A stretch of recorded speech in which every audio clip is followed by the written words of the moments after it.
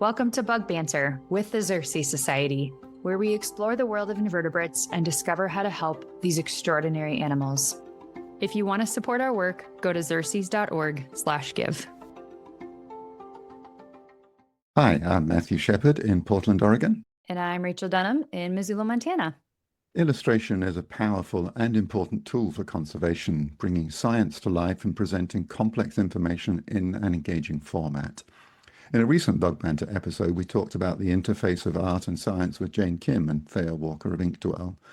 And today we are continuing our exploration of the role of art in science communication and research with two other talented artists, Maya Hutagalung and Madison Sankovitz. Rachel and I have had the good fortune to work with them both over the last few months because they have been Science Illustration Interns here at the Xerces Society. Maya is a published illustrator whose work has appeared in a children's book and been featured in gallery shows. She is pursuing a Bachelor of Fine Arts in Illustration with a minor in Earth and Environmental Science at the University of North Carolina at Charlotte. She is most interested in how people intersect with their environment and using art to communicate these connections. Madison is an illustrator and scientist passionate about pollinator conservation and communicating ecological research through art. Madison received a PhD in entomology from the University of California Riverside and is currently a postdoc at the Boulder Bee Lab at the University of Colorado Boulder. Welcome to Bug Banter, Maya and Madison. Thank you so much for having us. It's wonderful to be here and to have worked with you for the past 4 months. It's been a great experience, and I'm super excited to get into it.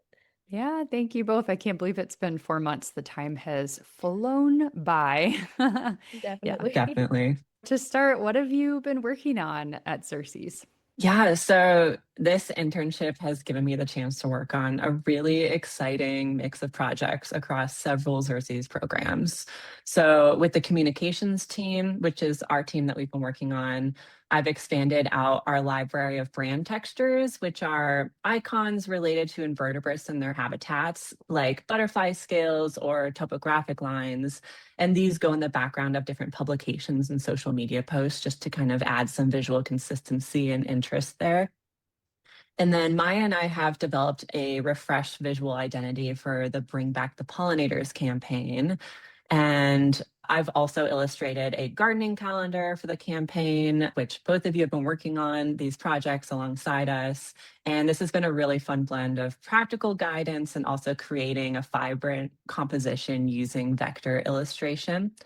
And then I have also been working with the endangered species team, and I've been working on several figures that communicate some big picture conservation issues, like an infographic about global threats to invertebrates, a general figure illustrating species declines, and a figure showing what fireflies need to thrive. And then on the Western monarch count front, I've been making a naturalist illustration showing the range of tree species used for overwintering, as well as a graph that puts Western monarch count data into context with historical numbers. So it's been a really rewarding mix of science communication and design strategy and conservation messaging. Hopping off of that, I will start with my work on the Bring Back the Pollinators campaign with Madison. We came up with a great plan at the beginning of that project to split up the work in sort of sections so that we had a pipeline going on. So for that project, I began by sketching out all the species that you'll be seeing when that campaign is finally released. And using the assets that Madison created, I have been animating this reel that you will be able to watch on our social media platforms. I have also been working alongside the pesticides and pollinator teams for their illustrations. With the pesticides team, we have been focusing on their research paper on how pesticides get into agricultural habitats. We've been combining around 7 processes into one image, including spray drift and chemigation. This figure will appear in their research paper and other materials teaching people just how pesticides get into these environments in ways that you might not be able to see yourself. For the pollinators team, I have been working on their grasslands brochure project, creating this large-scale illustration that shows the many benefits of a healthy grassland habitat and what the invertebrates in them do for the environment, as well as a very cute brochure cover of a dung beetle. It's been great working alongside these scientists. They are so passionate about their work and have been very happy teaching me about new subjects I didn't know before because we're all so invested in getting this illustration as accurate and impactful as we can. That's awesome. So, what has been your favorite part of being an intern at Xerces and these projects? This is just jumping off of my last note. It's definitely been the collaboration part of all the projects. Like, for example, getting to work with you, Madison, and using your assets has been a very great experience. And it made animating the reel a much more easier process than if I had just done it myself, right? I needed other people's insights, including your insights, to make this project really shine. And that goes for all the other illustrations I've been working on with these other projects. For example, I've been working with Emily May and Mia Park for their pesticides agricultural project, and they've been sending me many references and articles that I can look at, study in between our meetings. And the many conversations we have about just tiny little details, making sure it's as accurate as possible, has been such a blast because these are research-based illustrations, and we want to get this information across as effectively and accurately as possible. Yeah, I definitely second that. Working with all the wonderful Xerces staff has been really wonderful. And also having Maya in this internship with me, Maya has taught me a lot of different things about illustration and even some of the software that we use, like Adobe Illustrator. There were like effects and things in Illustrator that I did not know about before this internship. So that's been incredibly helpful. And I've been blown away by the warmth and generosity of all the staff here. So that's been my favorite part, in addition to getting to translate complex ecological issues into something clear and inviting and memorable. Every project has its own puzzle, figuring out the most effective way for people to see a pattern, a decline, a behavior, a habitat need. And when the visual suddenly clicks and reveals something that's otherwise abstract or overwhelming, that's incredibly rewarding. So I just feel like a kid in a candy shop with all these different projects. So it's been just a wonderful experience. And what has illustration brought to these projects that we couldn't communicate another way? I would say illustration lets us make the invisible visible in a way that moves people. So a single visual can unify data and ecology and behavior and narrative in ways that text alone just can't. For example, showing monarch overwintering tree diversity or depicting layered threats facing invertebrates, it requires clarity and emphasis, and using art to depict these things can resonate with people in ways that photos or charts just can't always do. And illustration really lets us highlight what's essential, simplifying what's confusing, removing the noise, and telling a visual story that people can grasp and relate to instantly. Definitely. Yeah, you have so much of versatility when it comes to creating scientific illustrations that you don't have with other mediums, as you were saying, with text. It's different. It's also different from photography because you are able to combine these different spheres on temporal or spatial scales in ways that you can't do with a still image. For example, the illustrations that I have been working on have been combining different times, different locations that you wouldn't actually be able to go out and see for yourself, but it could theoretically exist. It's very specifically made for that project and exactly what messages that the scientists need to convey. So that flexibility to just include all of that information without having to go out and look for it is a very useful tool.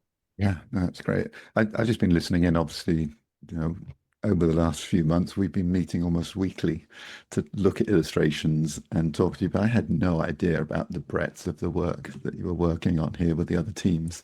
Some of it I knew about, but a lot of it I didn't. So I was like, I've always been so impressed, like we have some suggestions and then it happens and gets changed really, really quickly. And I'm like, wow, how'd you do that so quickly? And now I'm even more impressed knowing that you did that and like 6 other things at the same time. So Maya, you're currently studying both illustration and earth sciences.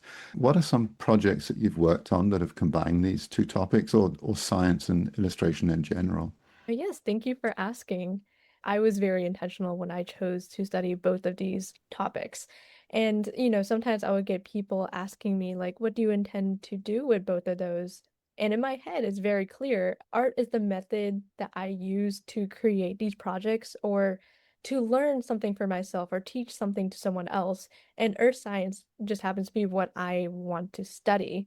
So I'm studying these topics and I'm using art to communicate them.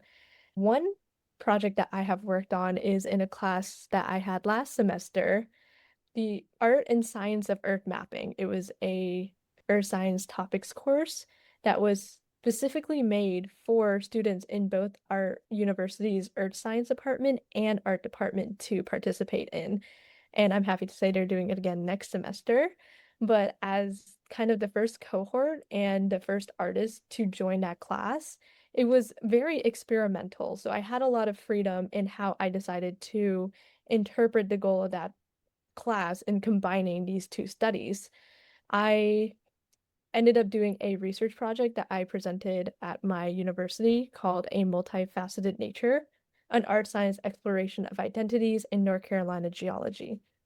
So it was a piece of fine arts work that was very research based and specific to the state that I am in and my school is in, which is North Carolina, known for our four geographical provinces from the mountains to the sea. That's something everyone here really loves. I've also been doing an independent study with a geology professor at my university, and this is something that I'd planned even before joining Xerces because I wanted to create these educational materials for the geological department at my university to use in these students.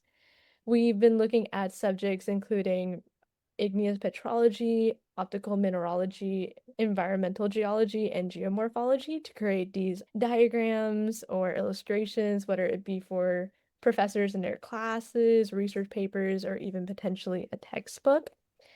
And it's been definitely a great experience that mirrors a lot of the experience I have in Xerces, which is beginning with your project, beginning with the research, and then using art to interpret that research.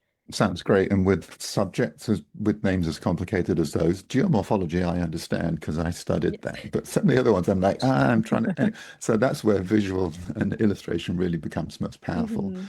With all of this, what have been, a challenging concept to illustrate? The most challenging ones have been any topic that spans across a temporal space or a spatial space.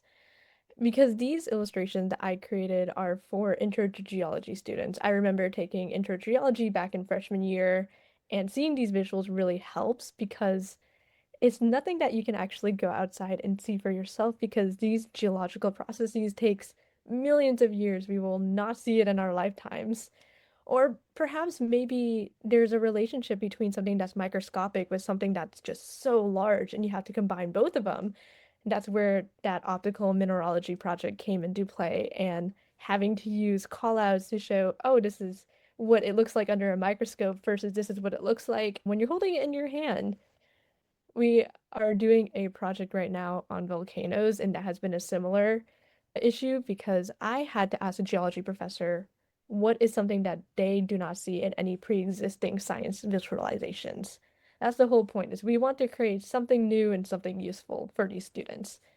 And he was saying that there's an issue understanding these large processes connecting to these smaller processes.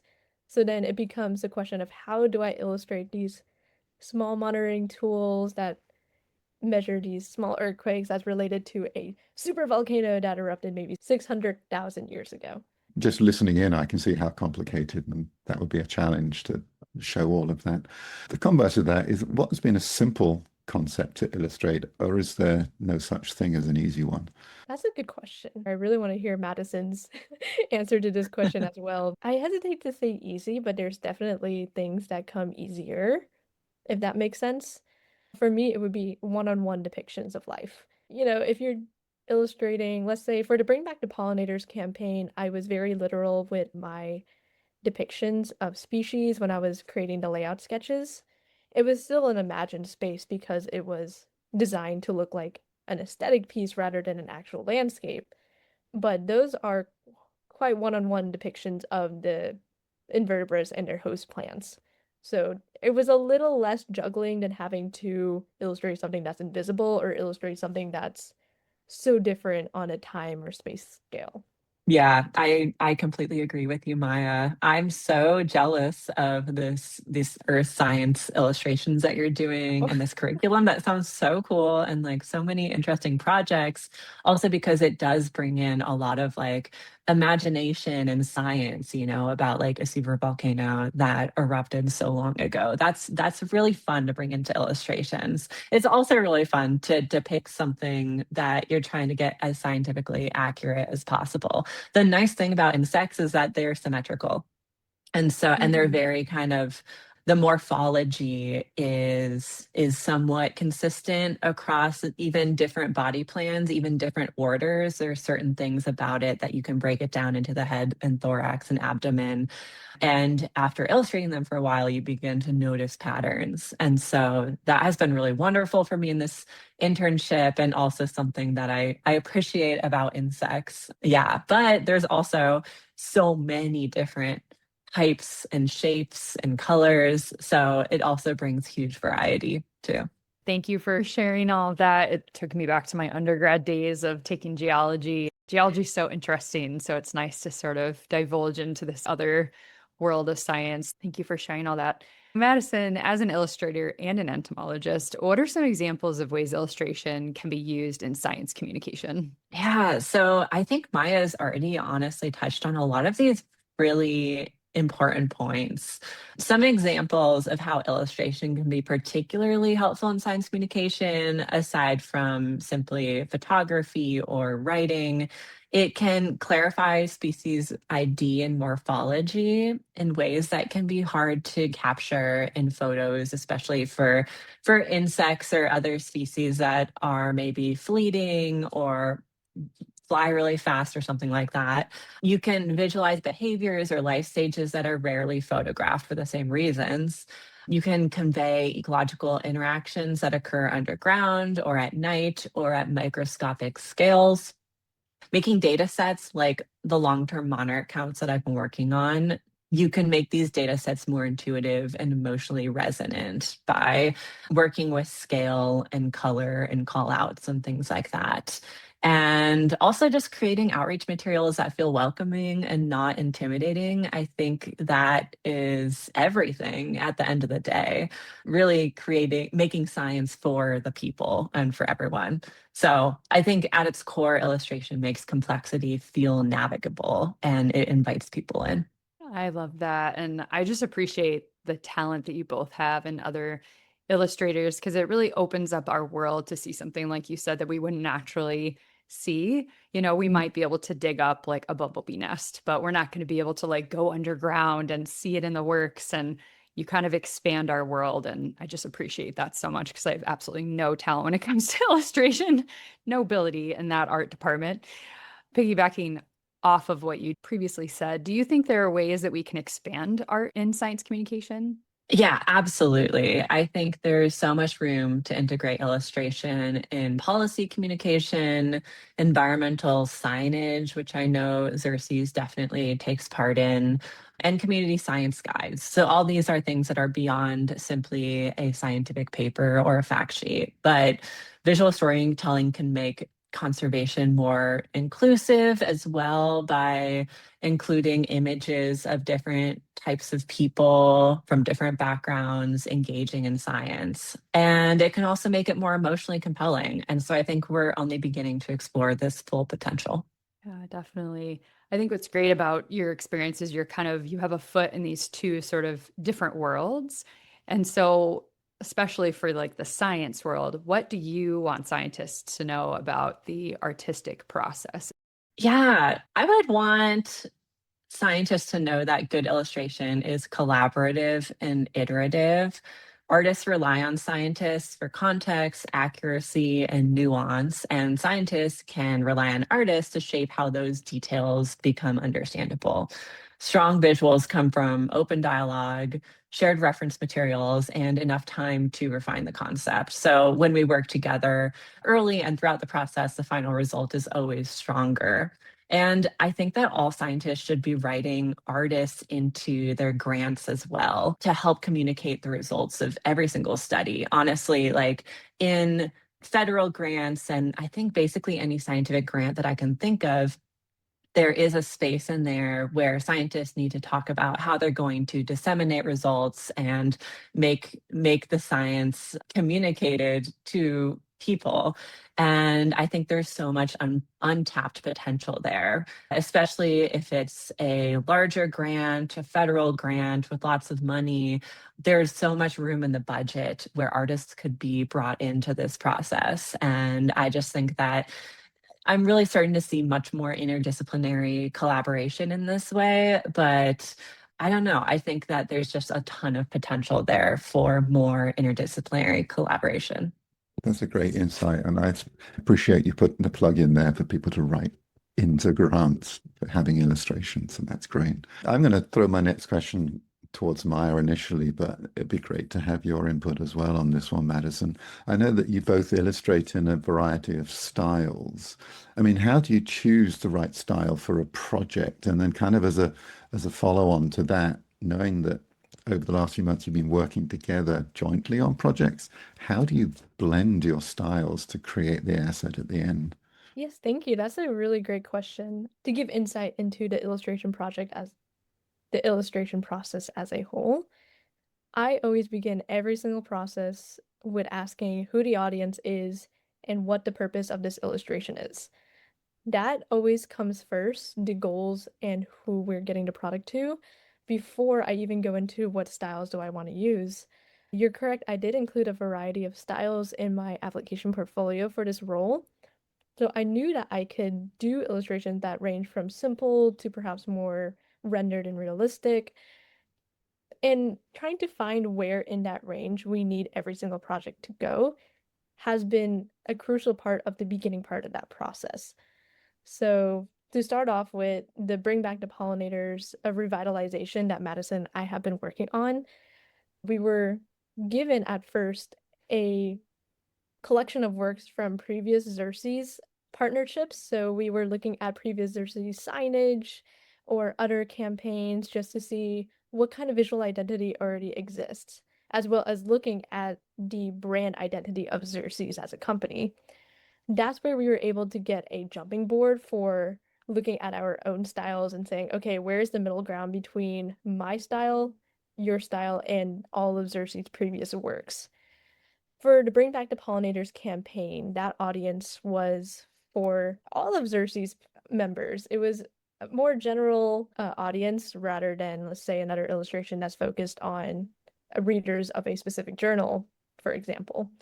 And so we wanted to have that style be a lot more open, accessible. So we were making notes like we're going to emphasize the aesthetics in this project. I was redoing all these layouts to make it less diagram like and more this is a poster that you can hang on your wall, if that makes sense.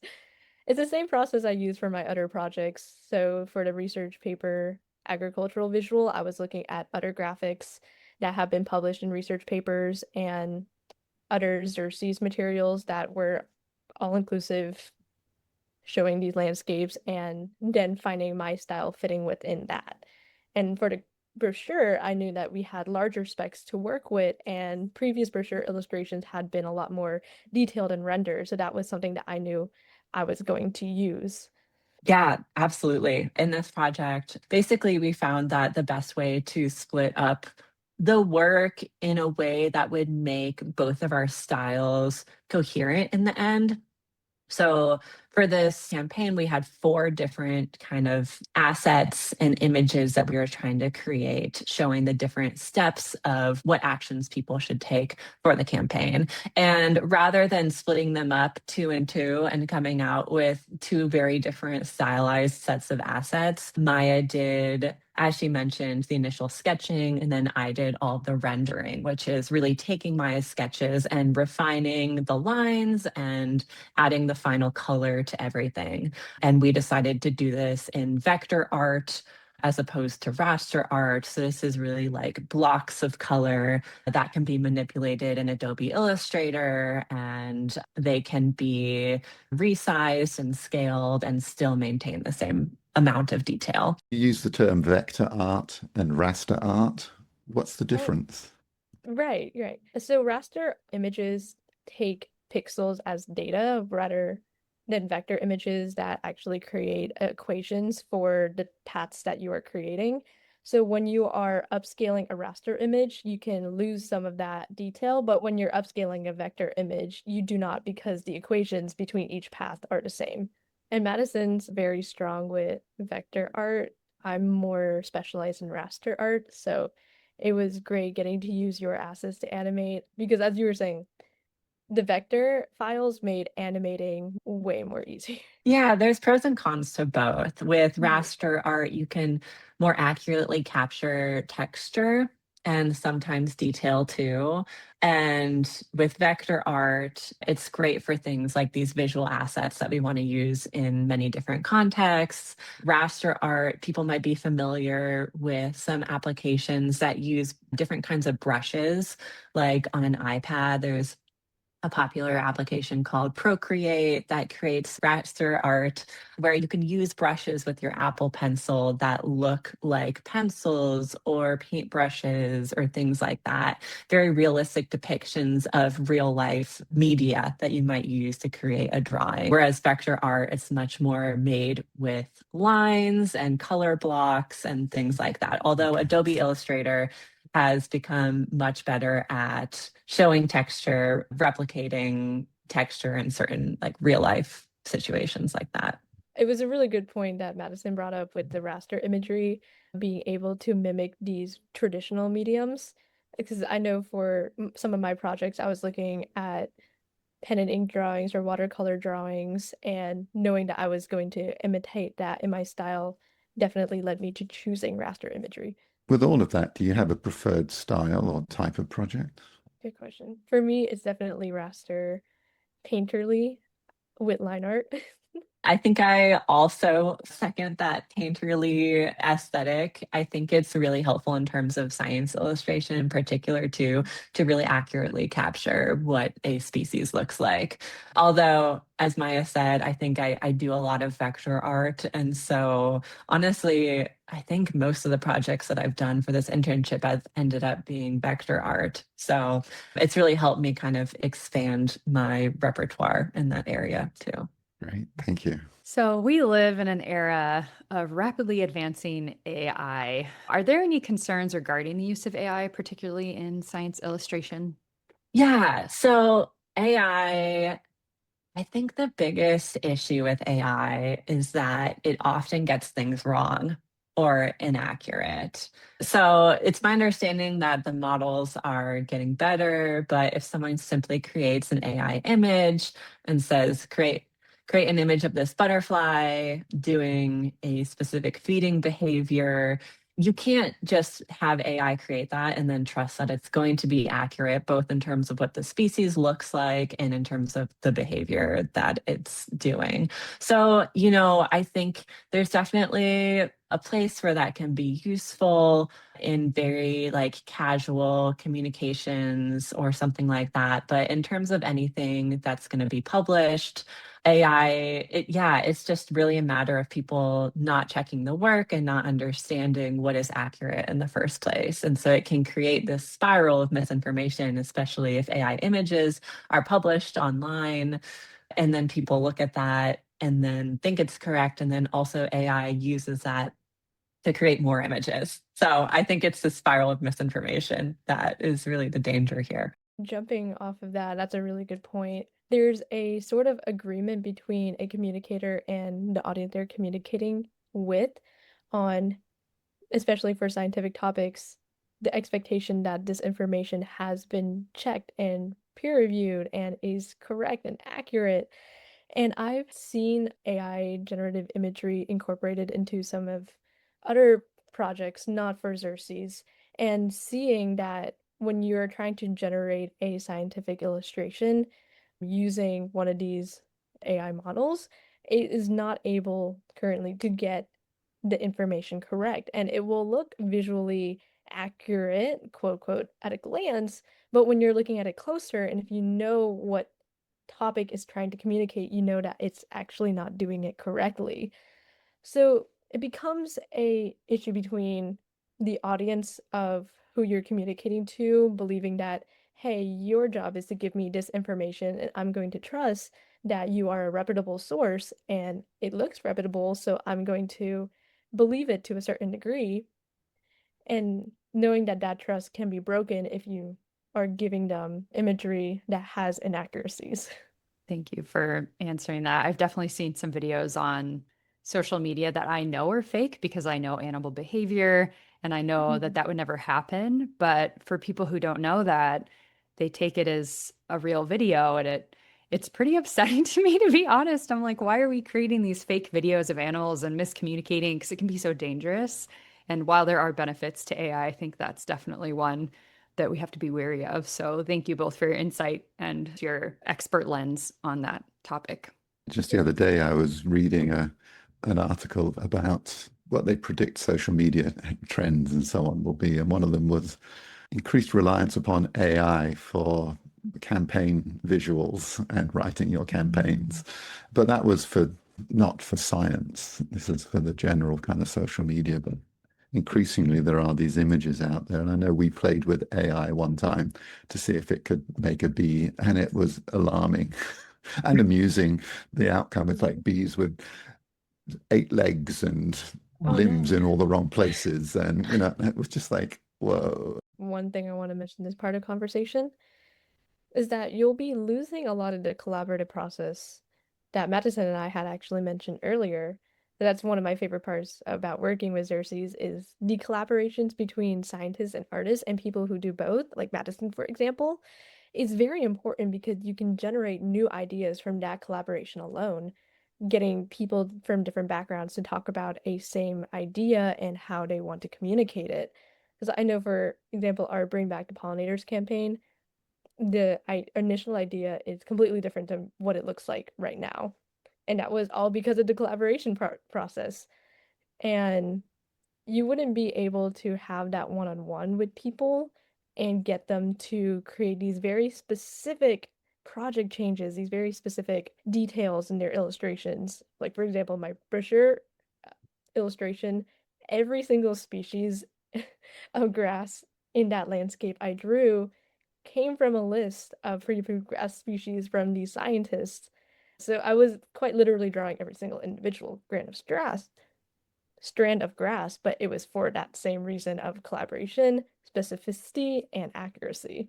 Yeah, I agree. I think collaboration is one of the best parts of both being an artist and being a scientist. And so who wants to take that away? I don't know. It's no fun, people. No one wants to sit in a lab by themselves. No one wants to just draw by themselves in a vacuum if you're a science illustrator. So Definitely. Like we're already proving, all of us sitting here talking, that they are connected fields. Yeah, maybe collaboration is one of the answers to my next question, but what advice would you give to folks who are interested in using their artistic skills to further conservation? Yeah, collaboration would be a great answer for this as well. And going off of that, your willingness to learn from other people and your willingness to teach. Creating projects for Xerces and creating projects for my school, Independent Studies, has been a very big learning process because I will be learning about these topics that I never knew about before. So I don't have an entomology background and I am not a geology major. So there was a lot to learn. But thankfully, when you're learning from other scientists, you have somebody there to kind of help you along the way.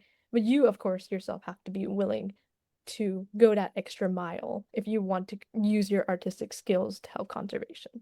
yeah, I completely agree. And I would say just jump in and start illustrating what you love. I think for many people, there's a barrier to entry because they don't necessarily have a specific project or a specific collaboration or job. And I think there's huge power in personal projects. So if you're passionate about it, that passion is going to come across in the final image.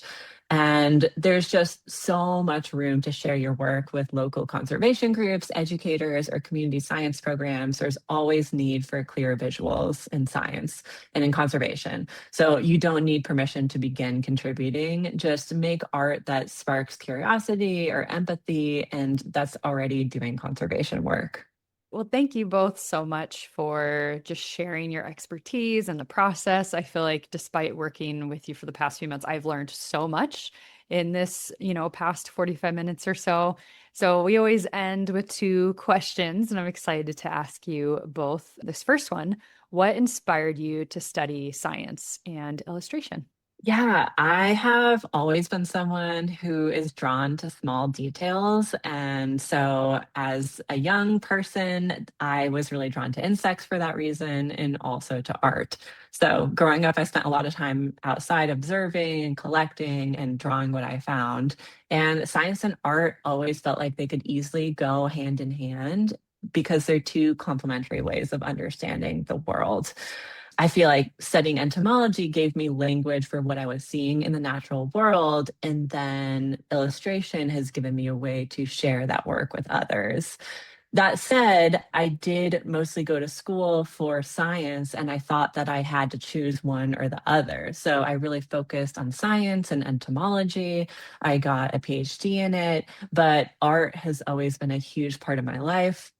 And it's been more in my adult life that I've realized that, oh, these two actually go in really hand in hand, and one of them strengthens the other always. Now I feel like I have my dream career, and this has been a dream internship because it's really marrying these two passions of my life.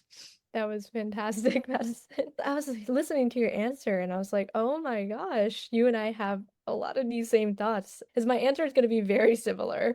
It was the outdoors for me. I've always been outdoors since I was a kid and was lucky enough to attend these summer outdoorsy classes when I was very young. And you were right that science and art are just two ways of understanding the world around us. So you're born with this innate curiosity and you want to understand the world around you. So, how are you going to do that? You're going to do that by noticing the little details, learning about them, and creating from them. I would agree that working with Xerces has been a dream internship. Going into my undergrad, I was always told that I had to choose one or the other.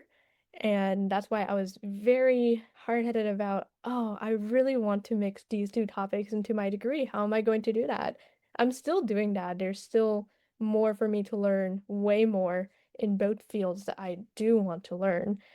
But this experience at Xerces has definitely taught me a lot more about both the art and the science fields and how they connect because, as Madison and I agree, they really do connect.